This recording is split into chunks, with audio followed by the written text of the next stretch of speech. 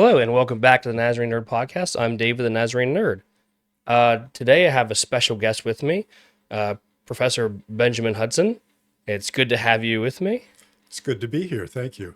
Um, like I told you when you got in here, I had kind of sent a feeler out emails to some professors, and you had reached out, and I was super glad that you did because living in the area, Penn State has always been like the top tier school for me. I mean, I played football growing up, and I've always wanted to go play for Coach Paterno, but sadly, I think he passed away before I even graduated high school, so that was kind of out of the question. But to kind of go off that, I wanted to first start off with a little bit about you, where you came from, what made you want to teach medieval history, and how you got to Penn State to begin with. Well, I mean, it's a very short, not terribly interesting story. I'm a Penn State undergraduate. I did my first degree here, and I had originally come here to do veterinary medicine. And after about the first year, it was found that probably the best thing I could do for the animals of the world would be to keep my hands off them. So I always enjoyed history and decided I'd do that while I was waiting to figure out what I wanted to be when I grow up. Have you I'm figured still that out trying to yet? figure that Okay. one out, Yeah. but I took the history degree and then went from here to Dublin and worked on the Vikings in Ireland. And from there, I went to Oxford Hmm. and worked on the Celtic Scottish Kingdom in the north. From Oxford, I went back to Dublin to a postdoc at the Dublin Institute for Advanced Studies. And then when I finished there, I came back to Penn State. So I'm like the proverbial bad penny. I keep turning up. Yeah, Penn State is a trademark school for when you think of college sports. Penn State's always up there, and it just kind of got me thinking that Penn State wrestling is on top, and they've been on top since 2019. I'm not sure if you're a sports guy, but it just kind of goes to show you probably taught a good bit of these major athletes coming in and coming out, going into the NFL, going into NBA. Like, do you remember any students in particular that you either had an issue with or were excelled or? No, I'm afraid not. I'm sure that some student athletes passed through my lectures, but it didn't register at the time. So I'm afraid I won't be much help there. Okay, let me get my notes out here. So was there anything specific that made you want to go into the medieval history aspect, or is it just a history in general, or is like that your favorite part of history? I like history in general. I like all history. And this sounds rather pathetic, but in my spare time, I read history. So when I came to the Middle Ages, it hadn't been taught in my schools. And the more I studied it, the more intrigued I became by it. And then I decided, well, why not? If I have to nail my colors to some mast, this is as good as any. Yeah, I did notice that there wasn't that many medieval history professors even in the area. Most of them, there's the history departments at these colleges, but it seems like there's maybe one minimum at most Yeah, colleges. it's unfortunate. This has been a rather recent phenomenon. Humanities departments in every university are shrinking. So, of course, the various subspecialties are shrinking as well. But the Middle Ages seems to be, well, much like classics, is shrinking because administrators think that students want more contemporary. They want modern America. They want modern Europe, which I find is a bit short sighted and rather a pity because unless you understand these earlier periods, you can't really understand modern America.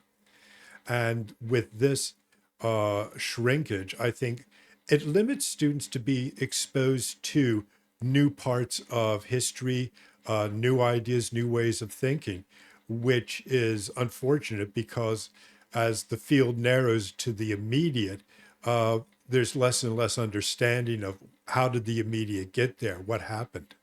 Yeah, I for me, history. Surprisingly, I wasn't good at science or history in high school. Those were like my two worst subjects. But as I got older and got out of school, and started to learn kind of on my own, Hmm. from people that not even so much like professors but podcasts, listen to some stuff. I found it to be more interesting than being forced on you in school. Because I mean, most of the students are taking your classes as electives, I would assume, or are they actually part of their curriculums they have to It's actually take? part of the Oh, curriculum. okay. For medieval studies majors, my classes are obligatory. For history majors, they fulfill credit requirements, early history, early European history. And for other courses such as English or art history, we're in the same position. We fulfill certain credit hours for them. So we're in some ways a bit of a necessary evil so that students can finish out their degree. And I understand what you're saying about the constraints of teaching. The school system, as so far as I understand it, has certain benchmarks they have to meet. And so the teachers rarely have the time to explore something. They've got to get the basic information out there. What I do is whatever little basic information students have, I can expand on it and give them a bit more insight, a bit more of the flavor of the time, its dimensions. And, some people like it, some people don't, but that's fine. So, what would you say is the most sought after, you know, subject when it comes to that? Like, is there a specific person in history that people like to Oh, ask about, or well, there's a variety. Most people have different views. One thing that is continually well subscribed to are the Vikings, and well, thanks to HBO and mm-hmm. Netflix having done a lot of our advertising for us, and so people are very interested in them. When the Lord of the Rings trilogy was going, there was a lot more interested in Celtic and in Hmm. Anglo-Saxon. So, in some ways, modern media, modern cinema, music, what have you, even pop music, to take an example, there was an English band called Deep Purple, Mm-hmm. and they had a lead guitarist named Richie Blackmore.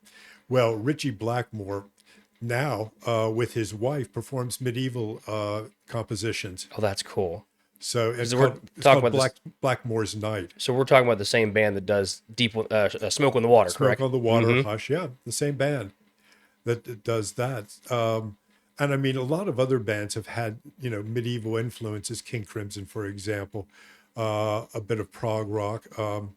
And I think that it's very nice that they're doing this. And people might say, oh, that's an interesting topic. Well, I'd like to do a bit more. I noticed that we talked a little bit about how much music has been part of my life growing up, and I've realized over the years I don't care about lyrics as much as I do music. I could sit and listen to lute and harp and flute music, kind of Hmm. just instrumentals. But I catch myself listening to a lot of German folk rock bands. I'm not sure if Hmm. you've ever heard of Fire Swans. No, I haven't. They are, as far as I know, a parody type band where I don't know the lyrics. Obviously, I don't speak German. My family's roots is I think we're only four generations from Zweibrücken, Germany, but I don't speak German. But as far as I know, they kind of make fun of current folk music, but have it in a rock way. Hmm. So I just thought that was kind of funny. But to kind of go back with the whole Lord of the Rings thing, uh, people like to, and like me, I notice I'm not a big Vikings fan. It's I'm more of like the high fantasy, which kind of go. I didn't know that like Lord of the Rings was Celtic, or like that's the kind of people associate it with.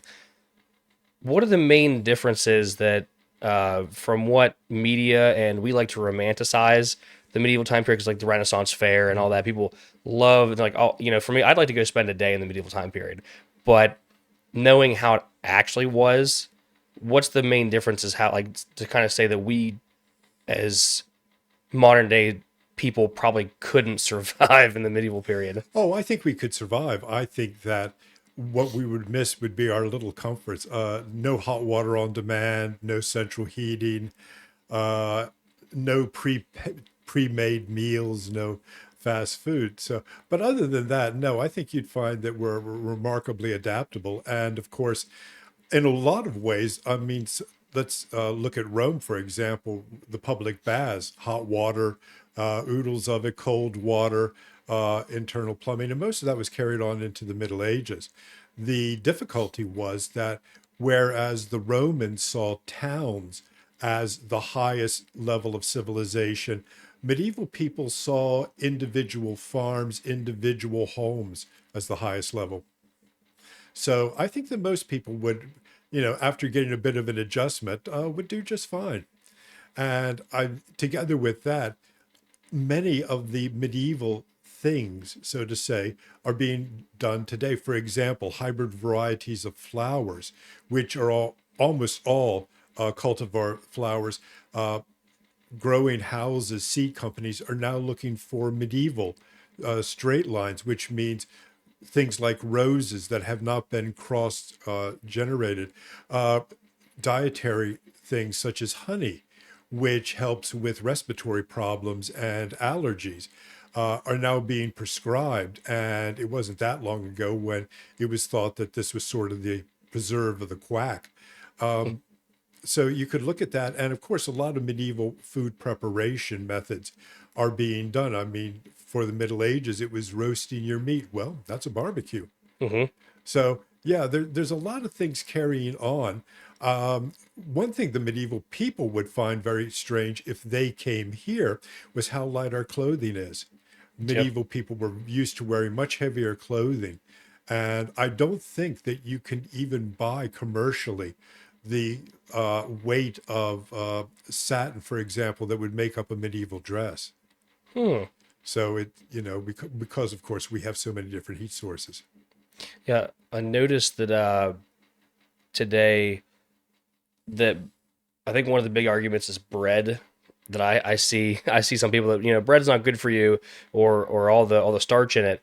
Yet bread would have been, I would assume, a big part of the medieval time period. Yeah, it's been estimated that about 75% of the average medieval person's daily diet came from bread or some sort of grain combination. Of course, when we say bread, we're thinking of a sliced loaf, something to Hmm. make a sandwich. During the Middle Ages, oatmeal would have been considered a bread, Hmm. bread pudding, various soft breads, not cornbread because they didn't have maize, but a lot of rye breads. So they had a lot different ways of preparing their bread and still calling it. I mean, what we eat is called hard bread. Something like bread pudding is soft bread. So I would assume that their bread's probably healthier because most of its natural ingredients and not all this processed stuff that kind of we put into it. Well, it depends. Yes, it certainly isn't processed as ours is. Of course, one of the problems is that if you wanted to take it any great distance, you had to basically turn it into crackers, Hmm. very hard bread, and then you had the bug infestation, even as late as the 19th century, and ships. In the navies, if you were given a bread allowance, which was basically a large cracker, the first thing you did was knock it against the table to get the weevils out of it. So, but yeah, they didn't have the bleaching, they didn't have a lot of the preparation, and from what little I understand of the subject, that seems to be at the root of the problem. It always reminds me of lembas bread, that the elves Yeah, made yes. in Lord of the Well, Rings. well, that traveler's bread that's quite historically accurate. That is what you would have carried, a very concentrated kind of bread, and you would eat a bit of it, and it was so rich that it would fill you up. And of course, for Tolkien was a medievalist himself, Mm. and he lived on the border. Well, he came from Birmingham, but he lived on the border between England and Wales. And that's kind of the dynamic that goes on in most of the Lord of the Rings cycle. C.S. Lewis, the writer of the Narnia series, another medievalist, but he was from Northern Ireland. And it's interesting the amount of Celtic material that he puts into his stuff, without making it Celtic. It's just sort of neutral. Yeah, it always kind of. I always thought it was funny the how close of friends they were, but C.S. Lewis was always, my work is allegory. This is, Aslan represents Jesus, and everything else. This is like biblical in a fantasy aspect. Where Tolkien was, no, I hate allegory. My stories were inspired by my faith, but this is just a story. It has nothing to do with that. The similarities don't really mean that's what it is. Yeah, well, it's interesting. Of course, one of the problems is that they were both writing during the high period of British atheism. And for them to keep their positions at Oxford, they had to be quite circumspect in what they said. And of course, there was a whole group, the Inklings, that they communed with. And they all had the same problem. And I think that for C.S. Lewis, particularly in the wake of the Second World War, there was a lot of question, how could God let this happen, that he was arguing against. Yeah, I always thought that was just a fun tidbit about their dynamic with each other, and then it kind of brings with uh, what's his name, Christopher Lee, I believe the guy who played Sauron is the only cast member to have met Tolkien at a bar in England, I believe.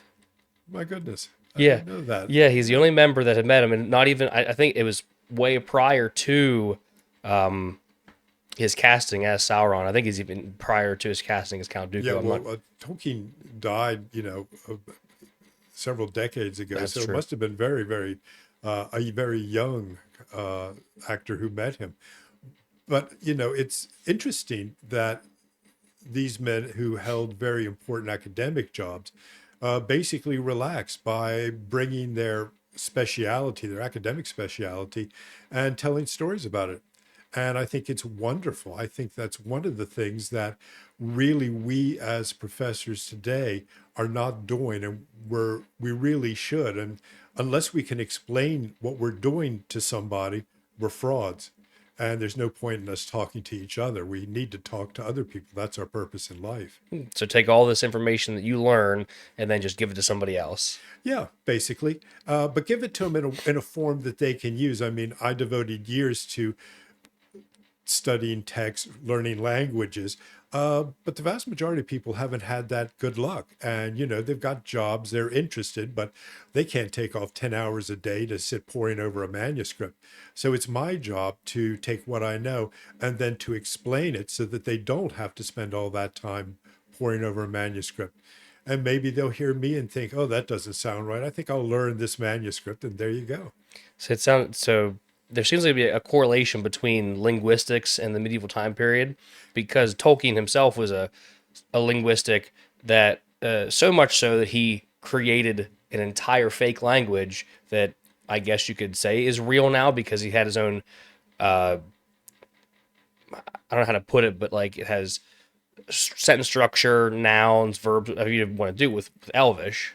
Well, I think that was excellent. Of course, Tolkien was a linguist as well as a literary critic. But yes, if you're dealing in these early periods, you have to pick up the languages. And that brings up a whole nother problem. Sometimes people don't express themselves in the same way we do. So when you're translating, you spend an awful lot of time going, does it mean this or does it kind of mean more this? Basically what they're trying to say, but you can't capture all the nuance. And one of the things that is very interesting, of course, when you do saints' lives, when you do ecclesiastical literature, these people memorize great swaths of the Bible. And when they got stuck, they would just slip in one of these phrases from the Bible or something like that. And it wasn't affectation, it was just the first thing that came to their mind. And of course, when you get this, you say, okay, he's got this from the Bible. Now, is he just kind of filling up space here, or does he have a particular meaning?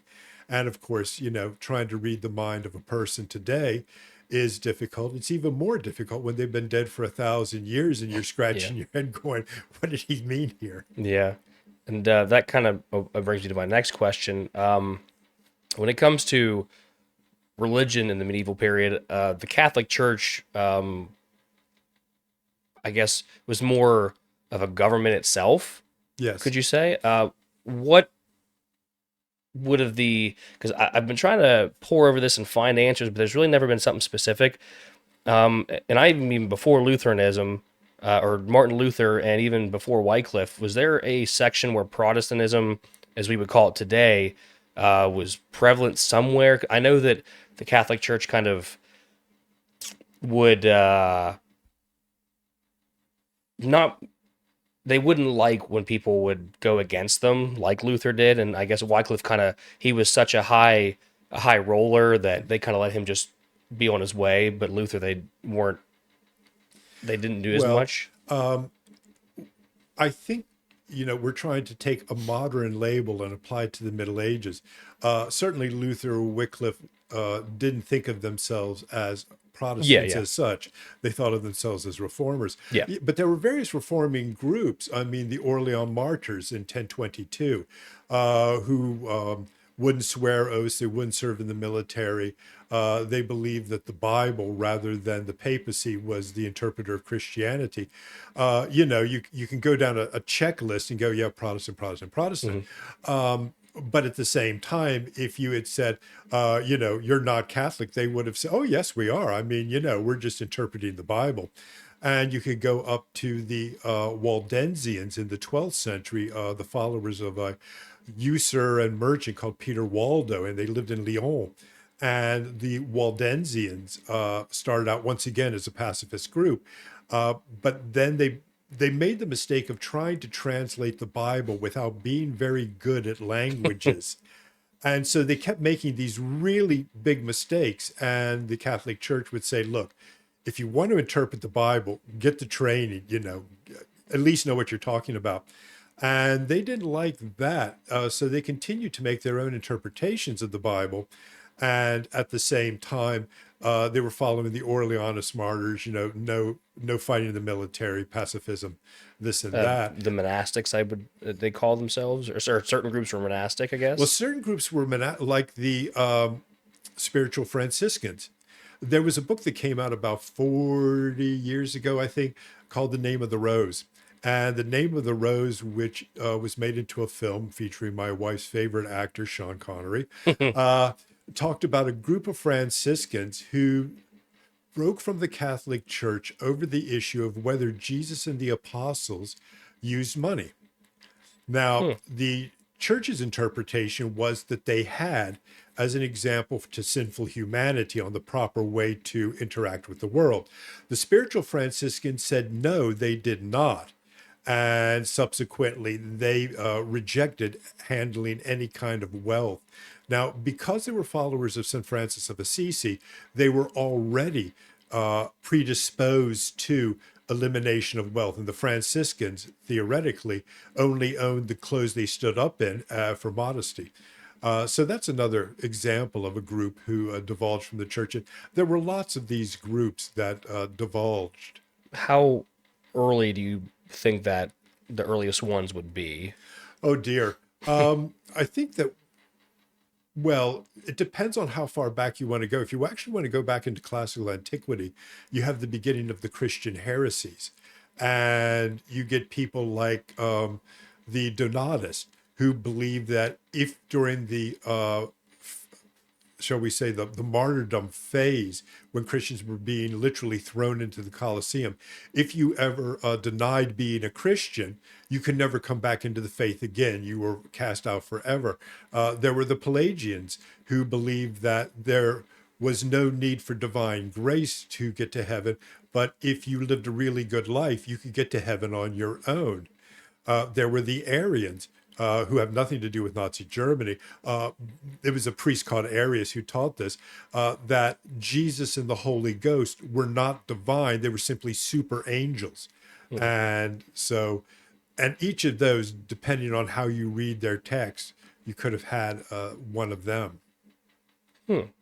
Yeah, I always found that to be interesting. Like you said, Protestantism is a newer label that we'd like to put on, uh, you know, you have your Catholics and then Protestantism, but trying to figure out where that split kind of was before these sections of, Wycliffe, Luther, who were like the main ones that kind of started the Reformed era. Well, Wycliffe's an interesting individual. He was a trained theologian. He was a university lecturer, as you know, at Oxford, but he was protected by the English royal family.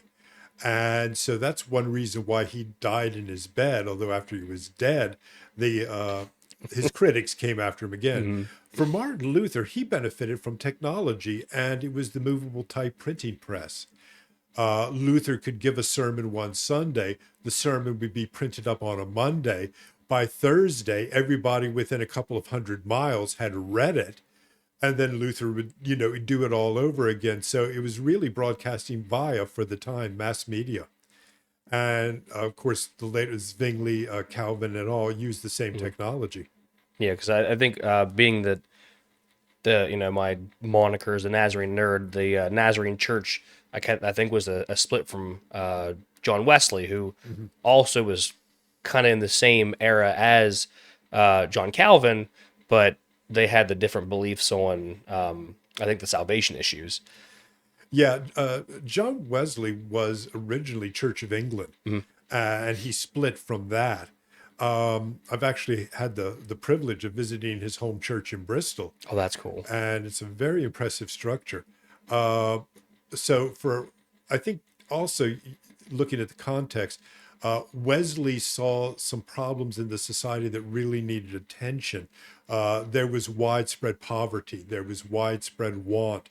And as the English began to fight more and more colonial wars, first in North America, then against the Napoleonic Empire, we find that a lot of businesses began to collapse, largely because they couldn't get the manpower to do this. So for Wesley, I think he, saw himself as addressing a particular social problem. And of course, he was very fortunate in getting some important individuals to join ranks with him. And when we come to Calvin, we're looking at somebody who is as much politically minded as he was theologically minded.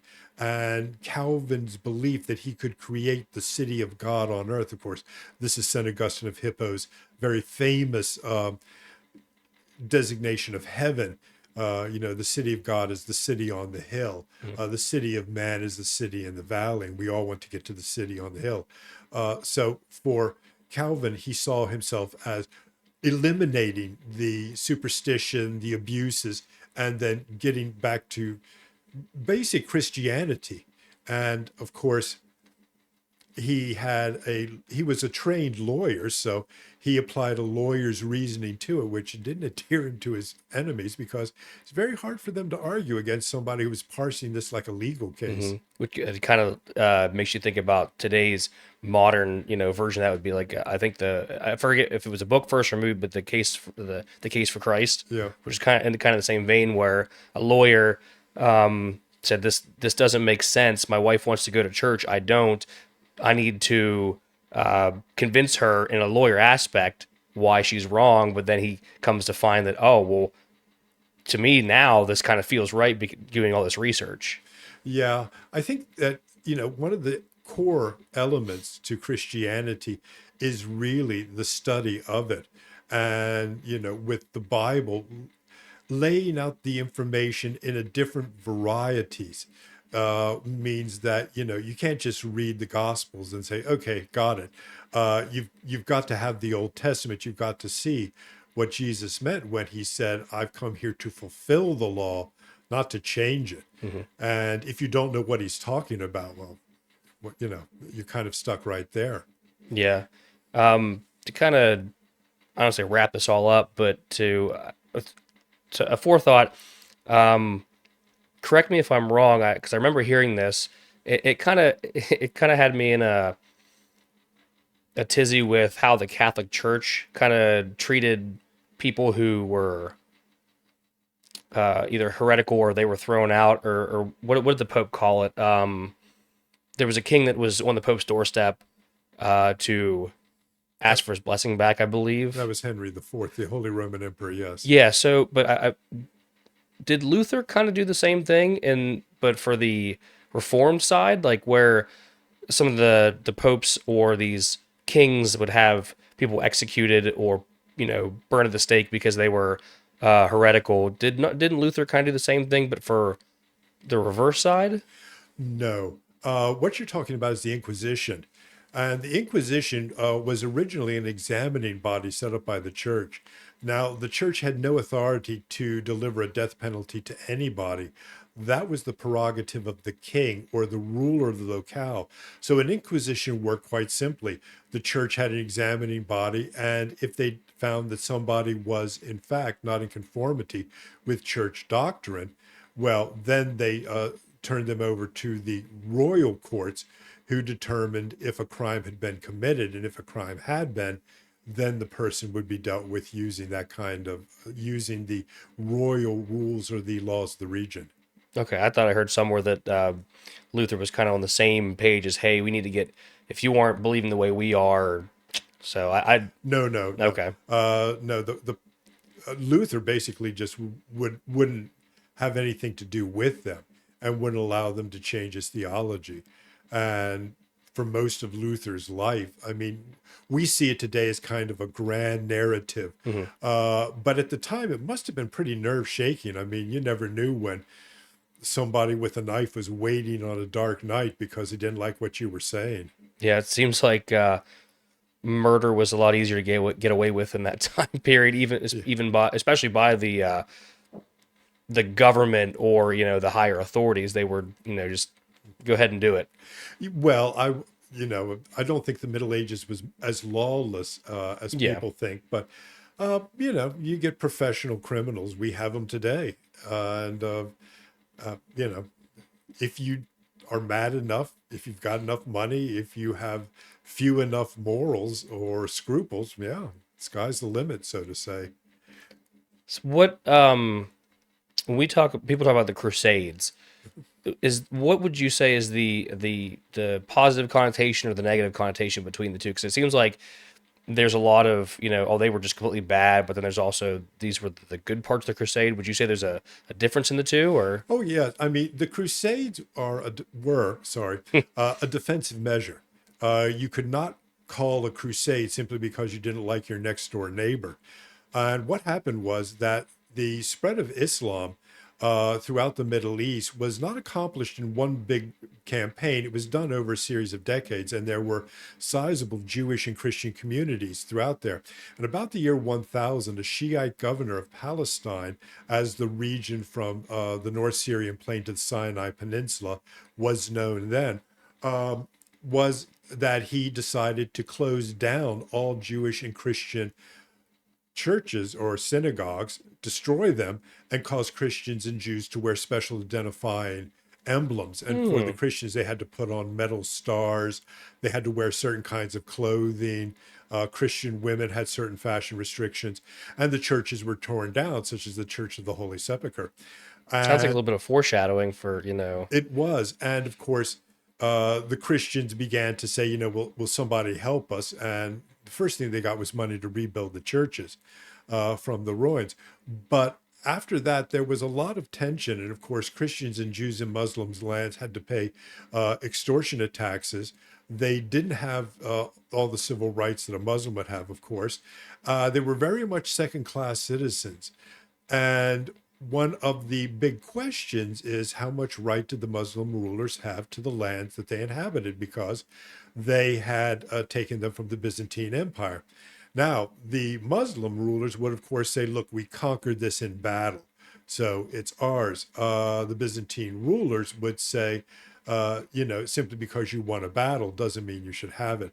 So when the call went for the First Crusade in 1096, we find that the Alexis Comnenus, who was the Byzantine emperor, basically just wanted Christian mercenaries to fight with him. So when the Christians did, they were fighting as part of the Byzantine army. Well, the Byzantine army decided that they didn't want to fight anymore after the capture of North Syrian plain. And so the Christians went on along. So the whole point about legality is a much more vexed topic than popularists would have it believed, depending on how you looked at it. The Christians were invading the Muslim lands, but the Muslims were invading southern Italy at this time. They also had the Muslim kingdoms in the Iberian Peninsula in Spain that they were advancing. So it wasn't so much as one bully picking on innocent victims, it's two bullies picking on each other. As for the benefits that the Christians brought, they brought relief to the Christian population there. But Europe benefited from a lot of things. The spice trade began there, the vogue for wearing silks, the fortress building. One of the people who studied Crusader fortress building was T.E. Lawrence. Lawrence of Arabia was a medievalist who gave up his position as an archaeologist to join the British Army during the First World War. And of course, the spice trade. And it was really through this that the Europeans got introduced to a much broader place. I mean, through the reading of the Bible, through their own geographical studies. They knew there were people in India, they knew there were people in China, Japan, but this was the first time they came into contact with them. So there were a lot of benefits, and war is, as it was described, hell. And, it was very sad that innocent people on either side were suffering because of this. All right. So to wrap up here, the last question to ask, what is your favorite part of the medieval time period? Is there a specific battle, a specific emperor? What would be your favorite topic of discussion? Ooh, that's an interesting one. I hadn't really thought of that. I suppose if I were saying something right off the top of my head, it would probably be the Vikings settling in the Celtic lands. Uh, we think of population movement, immigration in purely modern terms, but it's been happening a long time. And it often had a number of interesting kind of variations with it. Uh, One of the many interesting things was how the Vikings changed the way that they worked according to where they settled. In England, they became farmers. In Ireland, they became city dwellers and merchants. And they changed the way that Europe did business. But it was the Celts who began to give the Vikings their sense of fantasy, their sense of romance. And there is a lot of discussion about just how much is Scandinavian literature, or how great a debt does Scandinavian literature owe to the Celtic peoples among whom they settled. Well, Professor, I appreciate your time today. Hopefully, this was as fun for you as it was for me. I've been looking It's forward to lovely. this for the past couple months. Thank you for inviting me. I've enjoyed it very much. All right. Hopefully, we can have you back on sometime. Maybe we'll pick a specific subject and we'll talk about it. We will indeed. Thank Okay. you. You're very welcome.